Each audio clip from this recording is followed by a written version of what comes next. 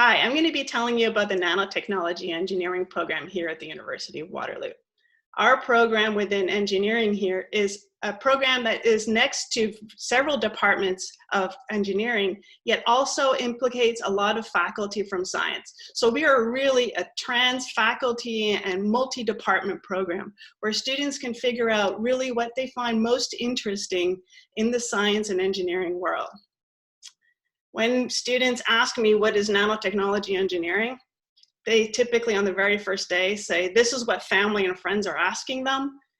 And nanotechnology engineering really started maybe over 50 years ago when Richard Feynman said, and this was even before his Nobel Prize in physics, that there's plenty of room at the bottom.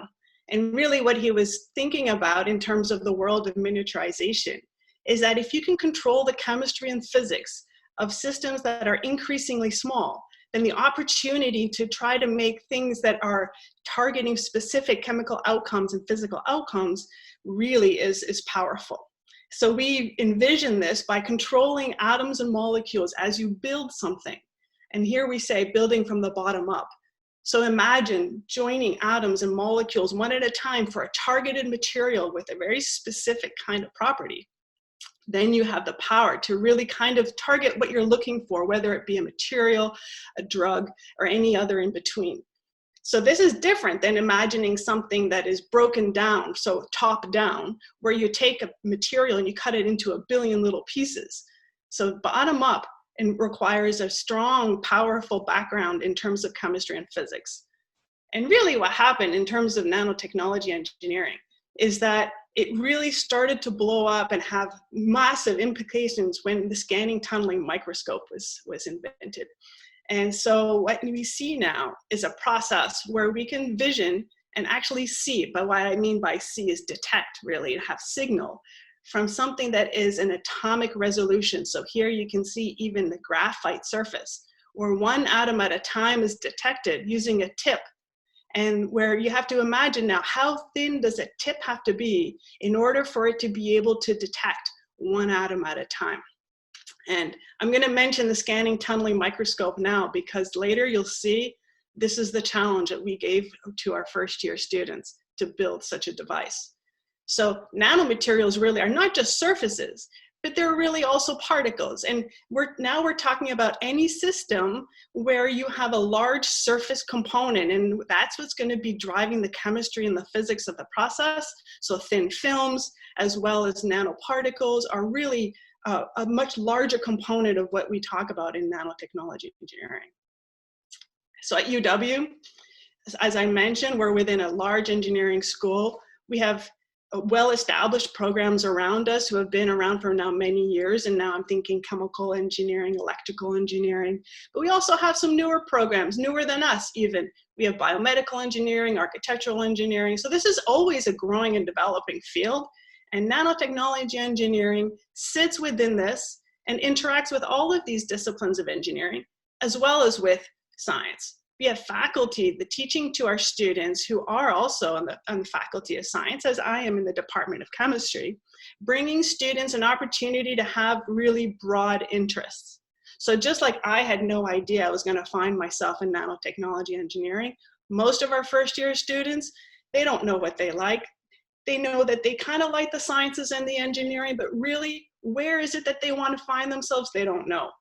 And I think this is part of our program is really broad and allows for students to really explore all of these ideas and maybe find something they never knew existed that they realize they're really good at and they now really like.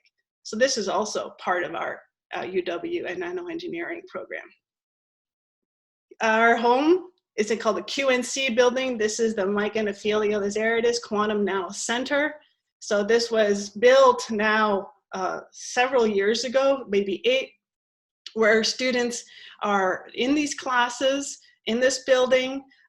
Many undergraduate students there in one time, although some are sometimes overseas with co-op. We have hundreds of graduate students in a variety of departments. Again, we put them in a building so they can interact and learn from each other. So chemical engineering graduate students or chemistry graduate students, electrical and mechanical, find themselves sharing space and instrumentation and expertise. Researchers are there. We have highly specialized equipment. So the scanning electron microscopes that our students are using, the clean room for the microfabrication of semiconductors is there. So really, this is a center where we're trying to hope that new things and new ideas come when people with different expertise work closely together. Our students then have impact from chemical engineering, electrical engineering, and chemistry, so that they can understand really everything that they need to as a core concept. So these are our core courses, and then be able to kind of branch out on their own.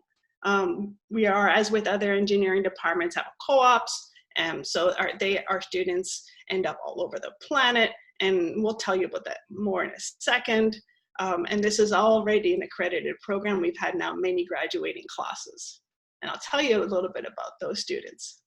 So in terms of the very first term, so I see students on the very first day, and on the very first day I say, I know where you're sitting now, and chances are you'll sit in the same seat on the very last day, and often that's exactly the case.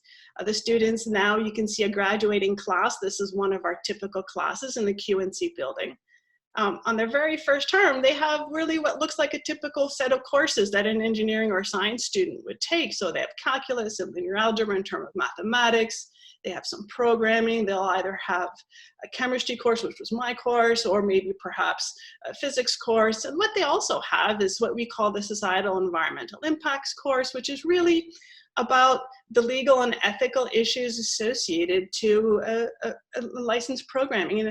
And this kind of accreditation programming requires us to tell them, this is what it means to be an engineer, and you're going to have to at some point understand the implications for that in terms of nano. So we start to talk about all of those issues on the very first day.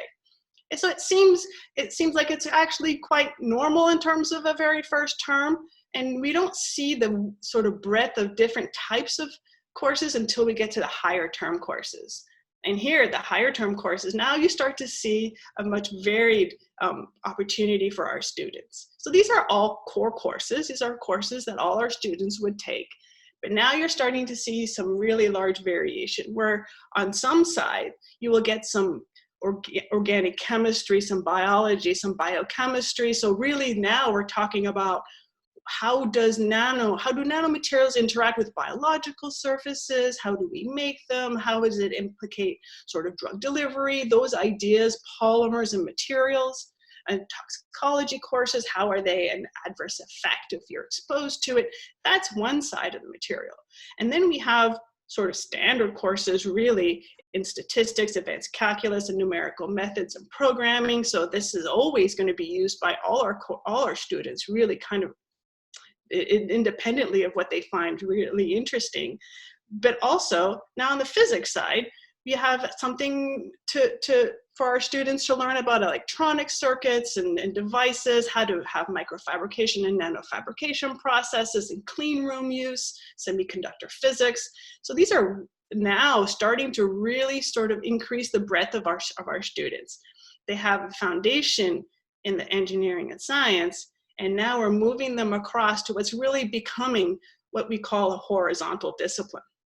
And after this, now students realize there's some things they really like, and some things, not so much. But now, as technical electives, now I really see students branching out. So we have an opportunity for students now in their third and fourth year to choose the laboratories that they really want to excel in. And typically at this point, they've had several co-ops where they found really an interesting work. Sometimes I tell them, hey, on the co-op, at least you'll decide, you'll know. You like it, really not for you, or maybe it's something that's really stimulating your interest. And often they come back and they say, I want to change my technical electives. I now really want to explore this whole other side. And you can take courses in biomedical engineering, systems engineering, in sciences. So now they each individually choose what's right for them. And this is really, I think, the power of the nanotechnology engineering program, is to allow such a wide aspect to our higher and more specialized courses. For co-ops, our students are all over the planet. in academia. So this is, they're in laboratories, whether they're doing drug design over at Harvard or MIT, or they're making materials in a variety of established industries, software, consulting, and hardware. They are so diverse that sometimes some of these jobs really are very difficult to compare to each other. So it really is dependent on the student. It depends really on what they find super interesting. And so they come back, they understand how to apply this to their courses, and go from there and choose their appropriate technical electives. So to tell you a little bit about how we motivate our students to try to think and apply what they use in their courses is this first year design engineering project. And we just finished one just a few weeks ago, where we have the students build a scanning tunneling microscope. So they're building something to try to detect a surface with as high as possible resolution. And I told them on the very first time that they were going to do this, this was now a few years ago, I said, the bar is so high here that a lot of faculty really don't think there's going to be a single functioning device. And I think they took that personally.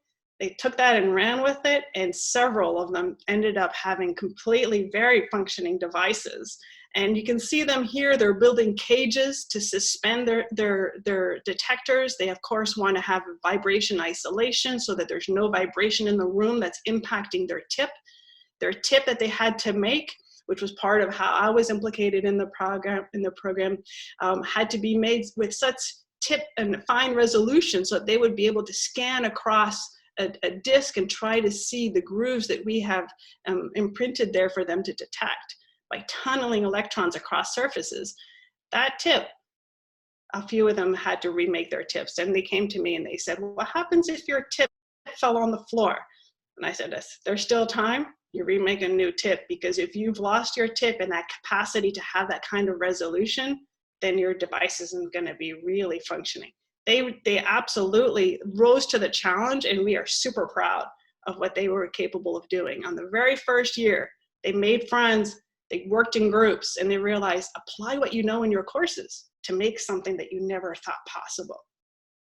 And here, now I'm going to move to my fourth year design projects team. So in our fourth year courses, all the engineering departments will have a fourth year design projects, where the groups are formed on individual students, and then they will, on their own, then come up with something that they think is worthy of a new design project.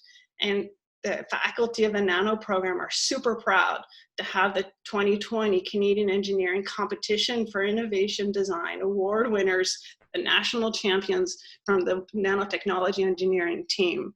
This is Han, Darren, Dan, and Luke, and they formed this new material called Smart Coat. And I have to mention at this point that Nano had a very sad event with the passing of Darren, and I think the whole fourth year team really kind of brought themselves together to realize they have to support each other when things happen, and the unexpected and the tragic, and the rest of the team pulled together to really come out with a fantastic process. And here I want to show you what they sent to me that I wanted to share with you was their Smart Coat. And so here you can see really what they've made is something for as an impact detector, really. And now we're thinking, how could this be used in terms of detection of impacts both individuals and to materials? And so they've used the nanotechnology idea of, let's embed in small materials and small particles something that has a different signal depending on its state. So this is very much nanotechnology engineering, and you can see from these two colors, a polymer bead that's embedded when not broken versus one that's undergone an impact and has released a dye looks completely different, right? And so if this is going to be used as concussion prevention, or if this is going to be used for materials that need very special care, this team came up with something that was obviously recognized nationally, and we're super proud. So they know how to look at problems, they know how to group together and apply their courses. This is really another idea of what's happening at nanotechnology engineering. So in terms of general fields, I mean, this is, as I mentioned before, a really horizontal discipline. This impacts both materials that we talked about. This could be biological materials. This could encompass a variety of other drugs and or signaling materials. And I think what you have to realize is that each of these we build in terms of fundamental courses, but then the students go and discover what they really like. And if you were to explode that into the kinds of devices and materials to study, now we're talking biosensors and drug delivery processes, new semiconductors and thin films, right? The nano instrumentation, how do you build materials with that kind of fine tip resolution, right? The energy sector with the batteries of the future that perhaps aren't going to be based on lithium ions, right? Or have a variety of other type of photovoltaic possibilities. This is a now very broad field. So while nano engineering is not one field, I think the students start to realize it's embedded and part of all of this, and many fields. So to summarize a little bit about what's special at UW, I would say initially we give them the breadth. And this is a broad curriculum. I talked a little bit about how in the first and second year, they're going to be taking courses both on organic chemistry, biochemistry, both physics, and into the world of semiconductor physics and computations, and a very wide set of courses so that later they can choose on their own. Really, what is it that they find the most interesting? They can choose their labs. Do they want to have a nano instrumentation lab in the clean room and microfabrication process? Or would they rather go and do drug delivery and DNA sequencing? And so really, all of those possibilities exist. And I think that's really where our students start to realize there's a possibility and probably a road here that's just right for them. And here I've shown you our graduating classes, another one of them. They end up graduating from our program, ending up in either small startups, they could be local, right, or in Canada, they're in established industries, larger pharmaceuticals or materials industries.